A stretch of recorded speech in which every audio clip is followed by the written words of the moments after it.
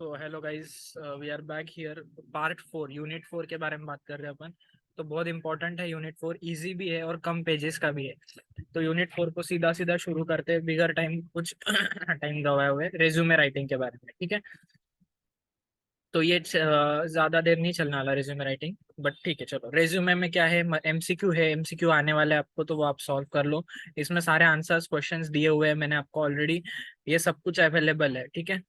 तो ये ट्रू और फॉल्स के बारे में, ये आप देख लो फटाफट से। चलो चलो चलो, ट्रू फॉल्स के बारे में, फिर long answer. What is biodata? Explain the elements of biodata. The word biodata refers to biographical details of somebody, मतलब किसी के बारे में कुछ बायोग्राफिकल बताया गया है। क्वालिफिकेशन, स्किल्स, मतलब उसके एजुकेशनल क्वालिफिकेशन के बारे में, स्किल्स के बारे में, कला के बारे में, हॉबीज के बारे में, इंटरेस्ट के बारे में, इन सब चीजों के बारे में बायोडेटा में बताया गया था। इसका इंट्रोडक्शन देना है, फिर मीनिंग लिखना है, फिर एक डेफिनेशन लिखना है आपको, ठीक है। तो बायोडेटा का एक मीनिंग लिख देना है आपको, एक डेफिनेशन लिख देना है।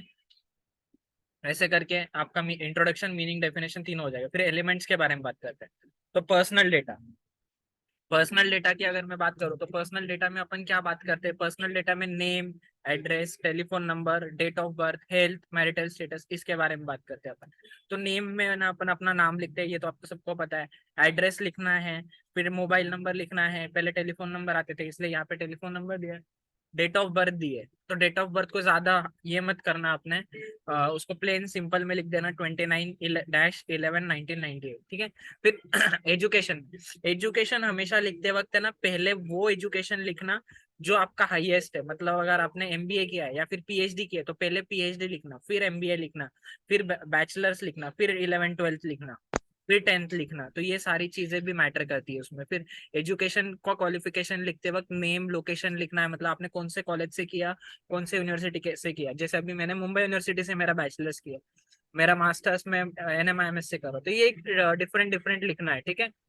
मेजर एरिया ऑफ स्टडी, अभी जैसे बीकॉम कर रहे लोगों को, पर उनको पता ही नहीं होता उनका एरिया ऑफ स्टडी क्या है। जैसे आप लोगों का कॉस्टिंग और अकाउंटिंग एरिया ऑफ स्टडी है। वर्क एक्सपीरियंस, अभी वर्क एक्सपीरियंस में आपको लास्ट लोकेशन लिखनी है अपने कंपनी की, फिर आपने कहाँ पे काम किया है उसके बारे में लिखना है, फिर आपका टाइटल क्या था वहाँ पे।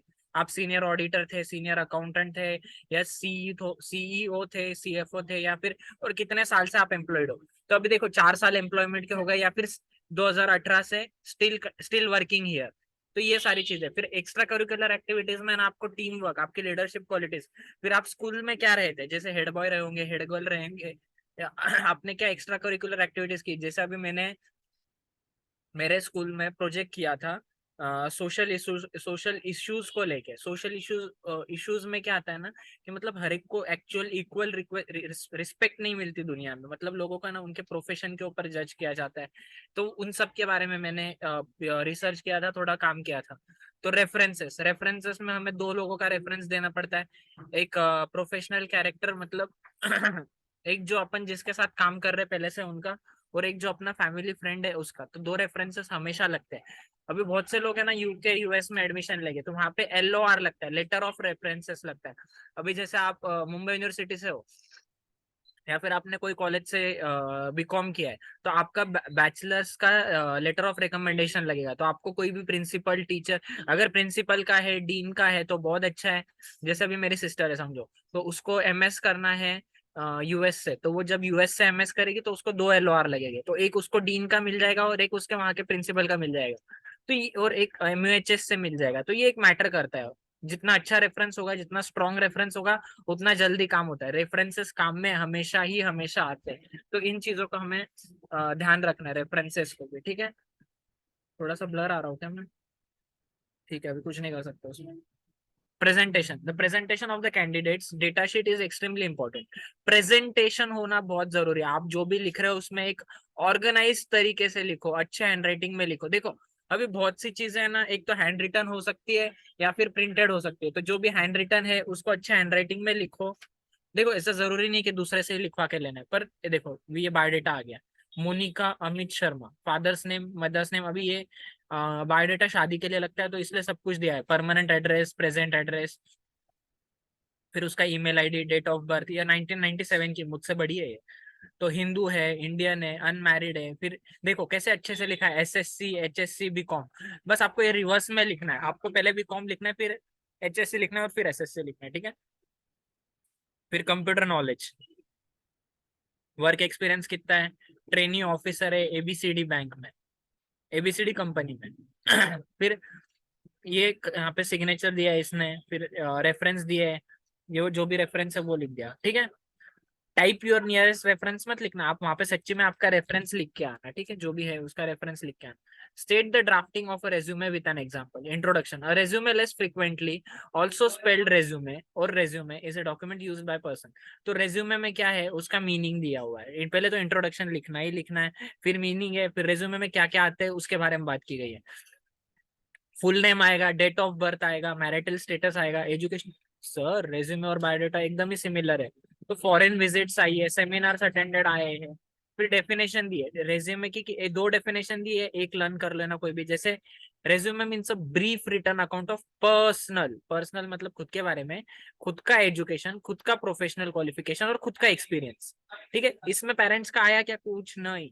तो रेज्यूमे में और बायोडाटा में एक डिफरेंस है कि पेरेंट्स के बारे में नहीं लिखा है, आपके चाचा चाची के बारे में नहीं लिखा है। रेज्यूमे खुद के ऊपर होता है ज्यादातर, और बायोडाटा थोड़ा सा और डिटेल में होता है, ठीक है। Personal information, academic qualification, same ही तो हो गया यार ये। Additional qualification, experience, memberships, references. अभी ये रेज्यूमे के बारे में, Naresh Singh, career objective, personal detail, father's name, education दिया है यहाँ पे, एड्रेस दिया है, फिर प्रोजेक्ट का नाम दिया है, क्या क्या प्रोजेक्ट किया है इसने, वर्क एक्सपीरियंस दिया है। तो थोड़ा सा इसमें बेसिक डिफरेंस है रेज्यूमे में और बायोडेटा में, ठीक है। तो इसका आपको थोड़ा सा ध्यान रखना ही रखना है। फिर कंप्यूटर नॉलेज है, लैंग्वेजेस नोन है। देखो बायोडेटा में लैंग्वेजेस नोन नहीं लिखते अपन, पर रेज्यूमे में कौन सी भाषाएं आती है उसके बारे में भी जिक्र होता है। तो आपको जितनी ज्यादा भाषाएं आती है उतना ज्यादा आपका काम आसान हो जाएगा। Explain the drafting of CV, curriculum vitae. अभी एक करिकुलम वाइटे क्या है, ये थोड़ा सा और डिटेल में होता है इंटरव्यू के लिए। मतलब एक करिकुलम वाइटे है ना, मतलब स्पेसिफिक जॉब के लिए हो जाता है। जैसे अभी आप अकाउंटेंट के जॉब के लिए अप्लाई करोगे, तो आपको अकाउंट से रिलेटेड स्किल्स बतानी पड़ेगी, आपको एमएस एक्सेल के बारे में स्किल्स बतानी पड़ेगी, ये सारी चीजें मैटर करेगी उसमें, ठीक है। Curriculum vitae means a summary of job applicants professional experience and educational background. तो ये कैंडिडेट के एक्सपीरियंस, उसके एजुकेशनल बैकग्राउंड, उसके बारे में बात करता है ये सीवी। सीवी का आप फॉर्मेट देख रहे हो, बॉक्स बनाया है, अंकुश चौहान नाम लिखा है, उसको ऑब्जेक्टिव क्या है, उसको क्या एक्वायर करना है, उसका रेसिडेंशियल क्या है, एड्रेस का है। पहले रेज्यूमे बनता है, फिर बायोडेटा बनता है और फिर सीवी बनता है, ठीक है। इसका ध्यान रखना है आपको। सीवी कैसे बनाना है उसके बारे में अपन ने बात की। सीवी में एड्रेस लिखा है, रेसिडेंशियल एड्रेस लिखा है, कॉन्टैक्ट नंबर दिया है, ईमेल एड्रेस दिया है। इसमें ऑब्जेक्टिव ऐड हुआ है, दिख रहा है आपको, ऑब्जेक्टिव ऐड हुआ है। फिर इसमें देखो, इसमें बीकॉम, एचएससी, एसएससी, इसमें सही सही लिखा है इन्होंने। बीकॉम कहाँ पे दिया है, स्टार्टिंग में दिया है, फिर एचएससी दिया है, फिर एसएससी दिया है, फिर टेक्निकल एक्सपीरियंस भी दिया है, वर्क एक्सपीरियंस भी दिया है इसने। देखो कहाँ कहाँ पे काम किया है, क्या एक्सपीरियंस है इसको, अकाउंटेंट था, क्लर्क था, ठीक है। मैरिटल स्टेटस भी दिया है, अनमैरिड है करके। फिर रेफरेंसेस दिए है, वाडल है, फिर एसबी मोकाटी, भारत मोटर्स। तो इन्होंने दो रेफरेंसेस दिए। ड्राफ्टिंग अ CV, personal details, personal statement, work experience, education, skills. देखो स्किल्स बहुत इंपॉर्टेंट है। स्किल्स अपन है ना, रेज्यूमे में स्किल्स नहीं लिखते, बायोडेटा में स्किल्स नहीं लिखते। बायोडेटा में आपके स्किल्स का क्या काम है यार, बायोडेटा में अपन वैसे भी स्किल्स नहीं लिखते। तो बायोडेटा में स्किल्स की कोई जरूरत नहीं है, रेज्यूमे में वेरा स्किल्स की जरूरत है। फिर हॉबीज और इंटरेस्ट, हॉबीज और इंटरेस्ट में क्या लिखना है, आपको क्या चीजों की हॉबीज है, इंटरेस्ट है। बहुत ज्यादा फ्रैंक भी मत हो जाना हॉबीज और इंटरेस्ट में, कि लोग कुछ भी लिख के आ जाते हैं। थोड़ा सा अच्छे से लिखना, मतलब रेफरेंसेस भी अच्छे से देने हैं आपको। Clear and simple layout, CV का लेआउट दिया है आपको, देखो। नाम लिखा है इंसान का, एड्रेस लिख दिया, मोबाइल नंबर लिख दिया, ईमेल लिख दिया, सब एक ही इसमें आ गया है, 5 लाइन में, 1 2 3 4 5। करियर का ऑब्जेक्टिव क्या है, प्रोफेशनल समरी क्या है, एट्रीब्यूट्स क्या है। प्रोफेशनल समरी में आप क्या लिखोगे, कि आपने कहाँ कहाँ पे कैसे कैसे जॉब किया, क्या, और वो जॉब पे आपने क्या क्या किया। ये मत लिखना कि आपने चाय पी वहां पे, आपने कैश हैंडलिंग किया, डेटर्स रिकंसिलिएशन किया, सेल्स रिकंसिलिएशन किया, सेल्स अकाउंटिंग की। समझ रहे हो ना, अकाउंटिंग पढ़ाई ना, कॉस्टिंग तो पढ़ाई ना आपने, तो ये सारी चीजें आपने की वहां पे। एट्रीब्यूट्स और एबिलिटीज लिखी थी। आप एक टीम प्लेयर हो, कोई पूछेगा टीम प्लेयर मतलब, हाँ मैं एक टीम में काम कर सकता हूँ, उसको टीम प्लेयर बोलते हैं, ठीक है। Positive attitude, hard working and ability to work, ये स्ट्रेंथ्स है आपके। वीकनेस लिखना जरूरी है क्या? नहीं, नहीं है कोई वीकनेस हमारी, हम क्यों वीकनेस लिखे? वर्क एक्सपीरियंस लिखना है, फिर एकेडमिक क्वालिफिकेशन लिखना है, फिर टेक्निकल स्किल में वर्ड आता है, एक्सेल आता है, एक्सेस आता है, पावर पॉइंट आता है। एक्सेस किसी को नहीं आता है यहाँ पे, आपको भी नहीं आता, मुझे भी नहीं आता, ठीक है, पर पावर पॉइंट आता है, वर्ड आता है और एक्सेल आता है। टैली ERP 9 आता है, फिर SAP आता है बहुत से लोगों को, उसके बारे में लिखना। फिर मैरिटल स्टेटस सिंगल है, अभी बॉयफ्रेंड गर्लफ्रेंड है तो उनका लिखना जरूरी क्या? नहीं, कोई जरूरत नहीं है, मैरिटल स्टेटस आप छोड़ दोगे तो भी चलेगा। तो जॉब एप्लीकेशन लेटर लिखना है अभी आपको। Explain in detail drafting of job application letter with an example. तो अभी आपको पहले मीनिंग इंट्रोडक्शन देना ही है, वापस से मीनिंग देना है, फिर डेफिनेशन देना है, और फिर जॉब एप्लीकेशन लेटर में क्या क्या डालना है उसके बारे में बात की गई। Name and address of the applicant. तो एड्रेस क्या है, नेम क्या है एप्लीकेंट का, फिर name and address of the employer, salutation, ठीक है। Introductory paragraph, if the reply is to an advertisement, तो इंट्रोडक्शन। अभी जैसे देखो वो लास्ट ईयर आपको इंग्लिश में याद है क्या? क्या नाम था उनका, मूर्ति, सुनंदा मूर्ति, क्या नाम था, क्या नाम था? सुधा मूर्ति। सुधा मूर्ति, यस यस यस, गुड, याद है आपको, सुधा मूर्ति। उन्होंने एडवर्टाइजमेंट कहाँ पे देखी थी वो भी याद है? उनके कॉलेज में यहाँ पे एडवर्टाइजमेंट लगी थी, कॉलेज के बाहर जो पोस्टर होता है ना, वहां पे एडवर्टाइजमेंट लगी थी। तो जैसे ही वो एडवर्टाइजमेंट हुई, तो उन्होंने उसको रिप्लाई किया था। एक्चुअली उनका रीजन कुछ और था रिप्लाई करने का, पर उनको जॉब मिल गई, वो अलग बात है। उन्होंने, उनको तो ये वुमेन एम्पावरमेंट का था ना, कि लेडीज क्यों अलाउड नहीं थी जॉब के लिए। But Tata change those things, मतलब बहुत सी चीजें चेंज हुई उसके बाद। सुधा मूर्ति जी ने जो एडवर्टाइजमेंट देखी, तो वैसे ही आपने कहाँ पे एडवर्टाइजमेंट देखी? अभी आप कोई फॉर्म भरोगे ना, तो आपको दिखेगा कि आपने ऐड इंस्टाग्राम पे देखी, व्हाट्सएप पे देखी, आपको रेफरेंस से हुआ, या फिर आपको किसी ने पर्सनली सजेस्ट किया। The application should state when and where that advertisement should appear. Example, the name and the date of the newspaper. If it is an unsolicited, the applicant should explain his interest in the kind of work for which he is applying and must begin the introductory paragraph with the following words. Being given to understand that there is vacancy for the post. मतलब अभी तो आप mail करोगे, वो basic सी बात है, पर paper में भी कभी कभी ऐड आती है, पेपर में ऐड आती है ना, तो उसमें भी मेल दे दिया रहता है। अभी तो आपको उसमें पेपर का देना है कि dated this paper in times of India या फिर Hindustan times, your add was on this page या इन दिस सेक्शन, तो आपको मेंशन करना पड़ेगा। फिर body of the letter of application, the application must state honestly modestly and briefly the following. Body में क्या लिखोगे? मेरे बॉडी में नहीं रे, लेटर के बॉडी में एजुकेशनल क्वालिफिकेशन। कितनी बार आएगा सर ये, CV में, रेज्यूमे में, लेटर में, सब जगह एजुकेशनल क्वालिफिकेशन लिखना आपको बहुत बहुत बहुत जरूरी है। फिर आपका एज और एक्सपीरियंस लर्न हो जाना चाहिए आज आपको ये, मतलब अभी लेक्चर में, चालू लेक्चर में ही लर्न हो जाएगा। Educational qualification, age, experience, general ability और स्पेशल क्वालिफिकेशन। स्पेशल क्वालिफिकेशन क्या होते हैं? जैसे PhD है ना, एक स्पेशल क्वालिफिकेशन। आप PhD कोई बड़े इस पे नहीं करते हो, आप PhD एक छोटे से टॉपिक पे करते हो, जैसे चाइना का माइक्रो इकोनॉमिक्स, चाइना के गवर्नमेंट पॉलिसीज, या कोई ऐसी स्पेसिफिक चीज को लेके आप PhD करते हो।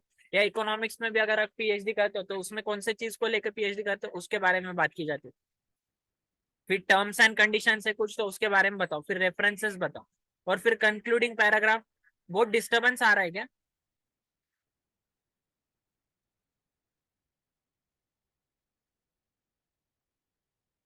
चलो ठीक, आई होप ज्यादा डिस्टरबेंस ना आ रहा हो बाहर के आवाज से। एक तो मैं रास्ते पे खड़ा हूँ फिलहाल, और शूट शूट कर रहा हूँ। तो कंक्लूडिंग पैराग्राफ क्या है? The applicant must give an assurance that he will work hard and will work with all his capacity in moving to be a good employ. तो कंक्लूडिंग पैराग्राफ में आपको लिखना है कि आप कैसे उनके लिए एक अच्छे एम्प्लॉय हो, ठीक है। The applicant must never promise everything more than what he can reasonably hope to keep. मतलब प्रोमिसेस वही दो जो आप कर सकते हो, ऐसे नहीं कि चांद सितारे तोड़ लाऊंगा। सर आप बोलो 24 घंटे काम करेगा, कोई 24 घंटे काम कर सकता है क्या? नहीं कर सकता। एक सिर्फ सिर्फ एक पीड़ित पति है जो 24 घंटे काम कर सकता है, बाकी कोई नहीं 24 घंटे काम कर सकता, ठीक है। तो 24 घंटे काम करने वाला सिर्फ एक ही इंसान होता है, पति। पत्नी नहीं, पति, पति, पीड़ित पति, ठीक है। तो 24 घंटे वो इंसान काम कर सकता है। The applicant must never promise everything more than what he can reasonably hope to keep. मतलब प्रोमिसेस वही करो जो आप दे सकते हो। The applicant must end his letter by leaving a pleasing impression on the minds of reader. मतलब end करो जब एप्लीकेशन, तो एक प्लीजिंग इंफॉर्मेशन होनी चाहिए, ठीक है। शॉर्ट नोट में drafting a biodata, layout of job application letter, चलो इसको अपन ने देख लिया है पहले ही ऊपर, तो ये क्वेश्चन से एक्स्ट्रा कुछ आपके लिए। तो बायोडेटा कैसा है, ये रहा एक जॉब एप्लीकेशन लेटर। नाम यहाँ पे लिखा है, आप ये बाजू भी लिख सकते हो, ये मेरे लेफ्ट राइट में है, आप लेफ्ट हैंड साइड से भी लिख सकते हो, कुछ इशू नहीं है उसमें। हो सके तो लेफ्ट से ही लिखो, ज्यादा बेटर है। खुद का नाम, फिर प्रिंसिपल का नाम। Application for the post of assistant professor. देखो क्वेश्चन क्या है, drafting of job application letter. तो पहला है प्रिंसिपल को लिखा हुआ है, ये यहाँ से यहाँ पे ले लो चाहिए तो, फिर प्रिंसिपल को लेटर भेजो, फिर सब्जेक्ट लिखो रिस्पेक्टेड सर मैडम लिखो। फिर देखो I came across an advertisement of your college, मतलब उसने कहीं पे एडवर्टाइजमेंट देखी है कॉलेज की। ठीक है, फिर आगे बढ़ते हैं अपन, फिर उसने डिटेल दी है कुछ, आई एम स्टूडेंट फ्रेंडली, मैं बहुत हंसी मजाक करता हूँ, ऐसा वैसा, मैं स्टूडेंट्स को पढ़ा सकता हूँ, उनको चिल्ला भी सकता हूँ टाइम आने पे। तो ये सारी चीज दी, और फिर योर सिंसियरली लिखा है इसमें। फिर सेकेंड लेटर है sample application for the post of sales manager. तो ये आप देखो सेल्स मैनेजर के लिए कैसा लिखना है, कहाँ पे ऐड आई है उसके बारे में बताए। और यहाँ पे नोट लिखना बहुत जरूरी है, resume enclosed with the application form. ठीक है। अभी थर्ड है application for the post of management trainee officer. ये 3-4 एप्लीकेशन दिए, ये 3-4 लर्न कर लो आप। फिर drafting of appointment letters, appointment letter कैसे ड्राफ्ट करना है, अक्षय बेरिंग्स लिमिटेड। ये आप वहां पे आप रेड पेन लेके जाओगे क्या, नहीं आपको ब्लैक से ही लिखना ही है वहां पे, तो आप ब्लैक से ही लिख दो, कोई टेंशन नहीं है। अच्छे से लिखना, बस ये इतना बड़ा होना चाहिए, मतलब ऐसा डॉट पे इतना बड़ा नहीं, पर 4 लाइन में कर देना, अक्षय बेरिंग्स लिमिटेड। ये है ना आपका लेटर हेड वाला फॉर्मेट है। तो इसमें देखो कैसे दिया है, अगर अपन ने अभी तक इसका डिस्कशन नहीं किया अपॉइंटमेंट लेटर का, तो अपॉइंटमेंट लेटर के बारे में मैं बात करूँ तो उसकी चीज ऐसी है कि dear mister Ashutosh, with reference to your application and subsequent interview with us, मतलब इंटरव्यू हो चुका है, डेट ऑफ ज्वाइनिंग दे दी है, you have joined us on 13 November. फिर सैलरी दी है 1,90,000, ये महीने की है क्या, नहीं पूरे साल की है ये सैलरी। ये देखो एनुअल दिख रहा है यहाँ पे। फिर प्लेस दिया, your present place of work will be Pune, but during the course of service you shall be liable to be posted transferred anywhere. Probation period है, मतलब है ना कंपनी सीधा किसी को भी परमानेंट नहीं कर देती है, पहले 1 साल 2 साल 3 साल का प्रोबेशन पीरियड होता है, जैसे बैंक में भी है ना प्रोबेशन पीरियड होता है। मतलब इंसान कुछ गलतियां करता है ना, तो उसकी गलतियां माफ होती है प्रोबेशन पीरियड में। ठीक है। फिर एग्जाम ओरिएंटेड पॉइंट्स है आपको, ये तो बहुत अच्छे से लर्न करने हैं, जैसे एलिमेंट्स ऑफ बायोडेटा में क्या है, पर्सनल डेटा, एजुकेशन, फिर रेज्यूमे का मीनिंग, डेफिनेशन, फिर रेज्यूमे कैसे ड्राफ्ट करना है वो। ठीक है। चलो आपको अगर कोई डाउट है तो आप मुझे कमेंट सेक्शन में बता देना, मैं उसको जल्द से जल्द सॉल्व करने की कोशिश करूंगा। और आप अभी पढ़िए, चारों यूनिट्स अपलोड हो चुके हैं, चारों यूनिट्स मैंने आपको पढ़ा दिए हैं। पहली बात तो पढ़ाने से ज्यादा ना आपको फटाफट से बता दिया, एक ओवरव्यू दे दिया है। और सेकंड बात ऐसी है कि कुछ जैसे थर्ड चैप्टर जो सॉफ्ट स्किल का है वो बहुत बड़ा है। एक सेकंड है ना। तो आपको अगर कोई भी डाउट है तो आप मुझे इसमें बता देना कमेंट सेक्शन में, मैं सॉल्व कर दूंगा, या फिर आप भेज देना मुझे, मैं सॉल्व कर दूंगा। और बाकी डिटेल्स के लिए मैं एक और वीडियो बनाता हूँ, वो आपको बता दूँ। ठीक है, वो अपलोड कर देंगे।